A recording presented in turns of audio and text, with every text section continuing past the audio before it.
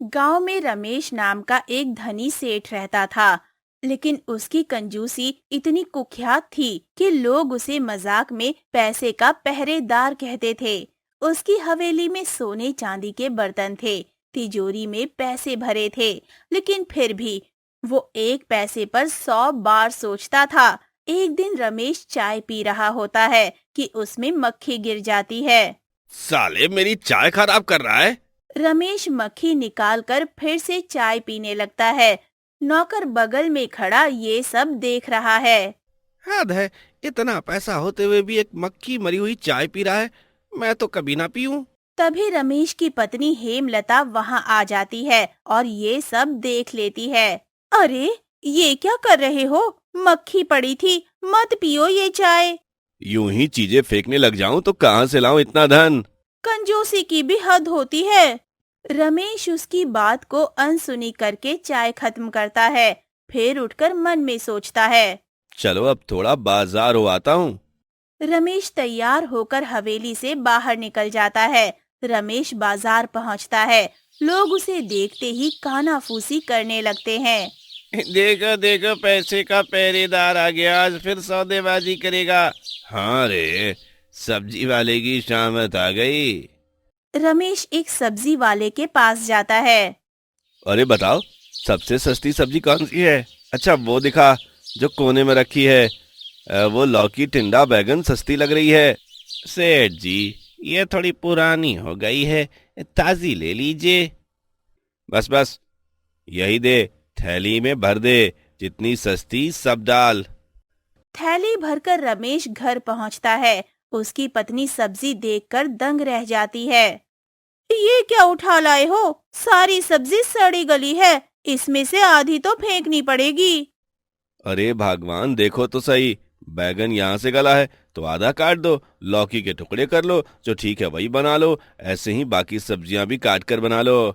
ये सब सड़ा गला खाकर बीमार पड़ना है क्या?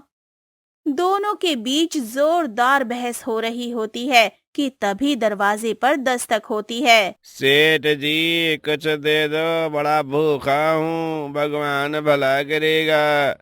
अरे मैं क्या दूं, तू अपनी ये लाठी मुझे दे दे, बदले में आशीर्वाद ले ले। भिखारी थोड़ी देर खड़ा रहकर सोचता है, फिर गुस्से में आते हुए जवाब देता है। सेठ जी, आप दिखने में तो अमीर हो, लेकिन आपके दिल में कोई दया नहीं है।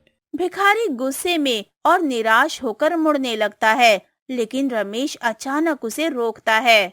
अरे कहाँ जा रहे हो? मेरा इतना समय तुमने बर्बाद किया, इसका क्या होगा? भिखारी थोड़ी देर चुप रहता है और फिर अपना हाथ निकालते हुए रमेश को एक नोट देता है।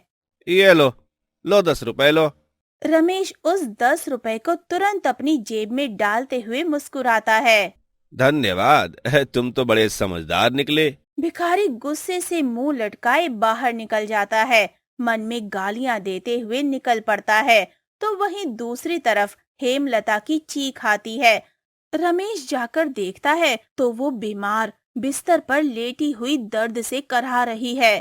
"आह, रमेश, मुझे बहुत दर्द हो रहा है। मुझे डॉक्टर के पास ले चलो, जल्दी। अरे तुम तो छोटी सी बीमारी के लिए डॉक्टर के पास भाग रही हो, घरेलू इलाज से ठीक हो जाओगी, एक दिन में सब ठीक हो जाएगा। हेमलता दर्द से करहाती रहती है और रमेश बिना कोई चिंता किए अपने काम में व्यस्त हो जाता है। तभी एक नौकर आता है। मालिक, हम दिन रात मेहनत करते हैं, लेकिन हमें ना तो ठीक से खाना मिलता है, ना ही हमारी पगार मिलती है। अब हम और काम नहीं करेंगे, हम थक चुके हैं और हमारा हक हमें नहीं मिल रहा। तुम लोग बिना काम के कुछ नहीं हो, मेहनत करो, पगार मिल जाएगी। रमेश की माँ पास आती है दुखी स्वर में।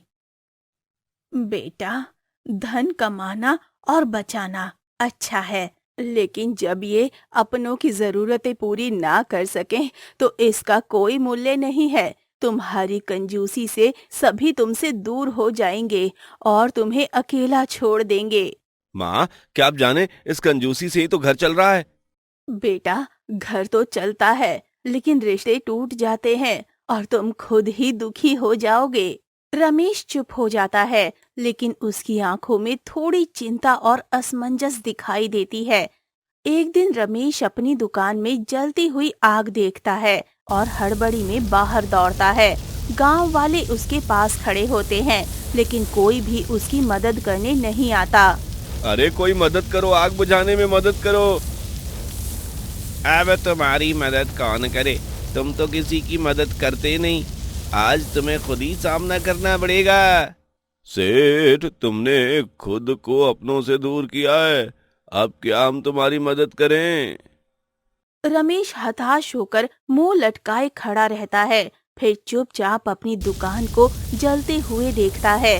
फिर रमेश धीरे धीरे घर आता है और पूरे परिवार के सामने खड़ा हो जाता है। मैं मैं अपनी गलती मानता हूँ। मैंने हमेशा अपनी कंजूसी पर जोर दिया और अपनों को दर्द दिया। अब मुझे समझ में आ गया कि रिश्ते, प्यार और सम्मान सबसे बड़े खजाने होते हैं। अब भी देर नहीं हुई है। अपने परिवार की जरूरतों को पहले देखो और अपनी कंजूसी को छोड़ दो। मैं अपनी कंजूसी छोड़ दूंगा, बच्चों को नई किताबें और कपड़े दिलाऊंगा, आपकी दवाइयों का ख्याल रखूंगा और नौकर को समय पर पगार दूंगा। रमेश ने अपनी दुकान की मरम्मत करवाई और काम करने वालों को समय पर पगार दी। सेठ जी, देखो बदल गए हैं।